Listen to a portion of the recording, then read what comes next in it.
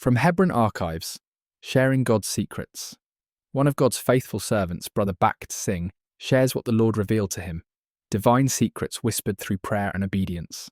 Daily Word, July 15th, 22nd peak. Behold, I have refined you, but not with silver. I have chosen you in the furnace of affliction. Isaiah 48:10. No one enjoys affliction, but God uses it with purpose. Like gold must pass through fire, we too are refined through trials, not to break us, but to make us holy. God's highest aim is not comfort, but Christ-likeness, to make us partakers of his own holiness. Diamonds, pearls, silk, all formed under pressure. So too, God allows afflictions to shape us into vessels of glory. He sets a high standard because his calling over us is high.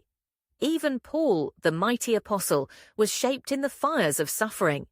God led him through deserts, hardships, and silence, not to punish him, but to prepare him. In those moments, God whispered deep mysteries into his soul. If you're in a furnace today, remember, God is refining you for a higher purpose. Let the fire purify, not consume.